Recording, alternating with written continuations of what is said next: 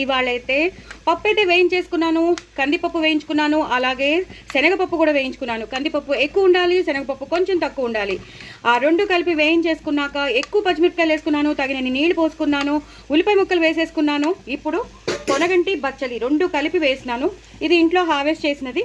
మా ఇంట్లో పొనగంటి, మా ఇంట్లో బచ్చలి చాలా మంచిది. పొనగంటి కంటికి మంచిది, అలాగే మన బచ్చలికి చాలా ఐరన్ కంటెంట్ ఎక్కువ ఉంటుంది, మెగ్నీషియం ఎక్కువ ఉంటుంది, చాలా చాలా చాలా మెడిసినల్ వాల్యూస్ ఎక్కువ ఉన్నాయి బచ్చలిలో. సో పాలకూర ఎంత మనం ఇష్టపడి తింటామో బచ్చలి కూడా రెగ్యులర్గా మనం తింటే తొందరగా ఐరన్ పట్టేస్తుంది. సో అలాగనమాట నేను ఈ బచ్చలి ప్లస్ పొనగంటి వేసేసాను. ఇంకా కంటి గురించి అయితే మనకి మంచి కంటి చూపు కావాలంటే మాత్రం తప్పకుండా మనం పొనగంటి కూర తినాలి. సో రెండు కలిపి వేసాను, ఎక్కువ పచ్చిమిరపకాయలు వేసాను, సో దట్ మంచి ఘాటుగా ఉంటుంది. పప్పు మాత్రం వేయించుకోండి. రెండు కలిపి వేసాను, కందిపప్పు శనగపప్పు. సో దీన్ని ఇప్పుడు కుక్కర్లో పెట్టేసుకుంటాను, అదే ప్రెషర్ ప్యాన్లో పెట్టేసుకుంటాను.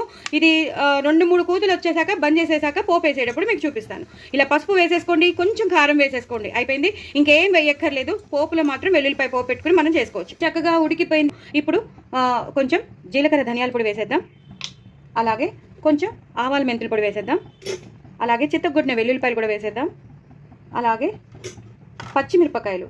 ఇలా ఇందాక మనం బోల్డ్ని పచ్చిమిరపకాయలు వేసాం, అయినా సరే మళ్ళీ పచ్చిమిరపకాయలు కరివేపాకు వేసేద్దాం. ఫ్రెష్ కరివేపాకు వేసుకోవాలి. వేసేసి ఇలా కలిపేద్దాం. ఆ పచ్చిమిరపకాయలు కారం అంతా మంచిగా పట్టేస్తుంది. మనం తక్కువ కారం వేసాం, అన్ని పచ్చిమిరపకాయలతోనే మనం ఎక్కువ చేసేస్తున్నాం, అది గమనించండి. గమనిస్తే మీకు తెలిసిపోతుంది. ఇప్పుడు దీనికి ఈ రుచికి తగినంత ఉప్పు వేసేద్దాం. దీనికి ఎంత పడుతుందో అంత వేసేస్తాను. అలాగే కారం నేను పోపులో వేస్తాను, ఇందాక వేసేసాను కాబట్టి ఇప్పుడు ఇక్కడ కారం వేయను. ఇప్పుడు నేను పోపు కూడా వేసేసుకుంటాను. ఆవాలు, జీలకర్ర, ఎండుమిరపకాయలు, వెల్లుల్లిపాయలు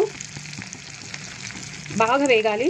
అలాగే ఇంగువ, ఆవాలు, జీలకర్ర, ఎండుమిరపకాయలు, వెల్లుల్లిపాయలు, ఇంగువ ఫ్లేవర్ వస్తూ ఉంటే ఆ పొనగంటి బచ్చలి పప్పు అద్రిపోతుంది.